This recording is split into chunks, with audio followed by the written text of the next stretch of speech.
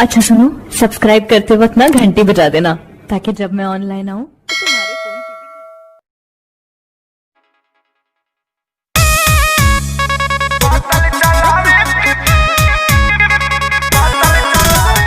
Presented by Mahadev and Films.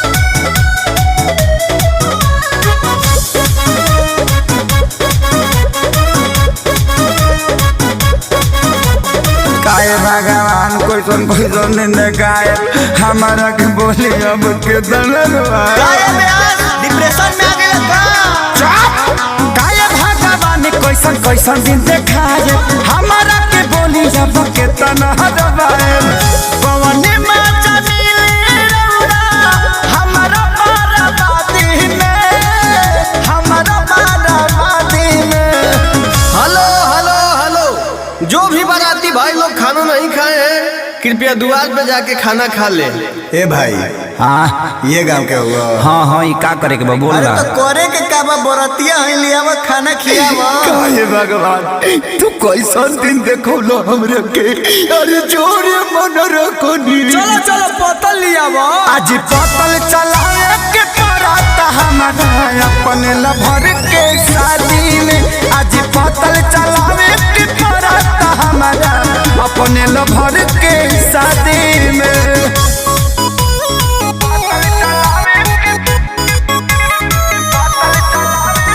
Music by Arya Sharma.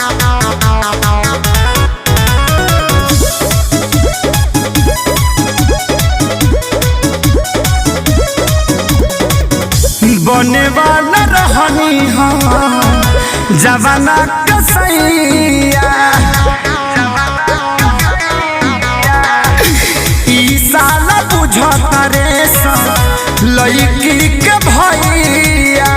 Tension मत लीजिए, गलत family हो गया होगा। बने वाला रहनी हम जवाना के सैया, ई साला बुझले लड़की के भैया। लागी कोई रोग हमारा लभ के आजादी में, प्यार के आजादी में। का भाई, हमरा पतल में के पूरी खत्म हो गइल बा, तारा लौकत नहीं खे। लौकता जौन देर तौन खइब। अरे तनी पानी वाला के भेजा भाई, पुलाव दो तनी, एने पुलाव दो। पुलाव ए भाई दुगो पूरी दो एने। तीन कोड़िए श्रृंखला खइब।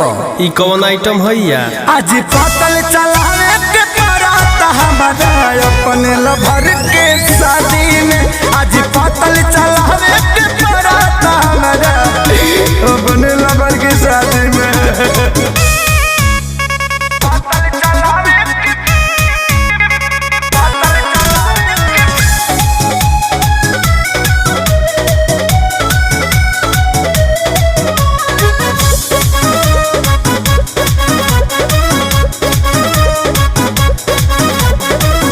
यादो राज खेसारी भाने अकेले जिली हा,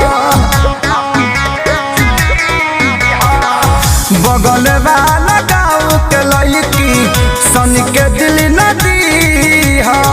ओए भैया, एकरा अलावा कोनो ऑप्शन नहीं खे। यादो राज खेसारी अकेले जिली हा, बगल गाँव के लड़की सन का दिल जाने दिया। फंस गई नी हम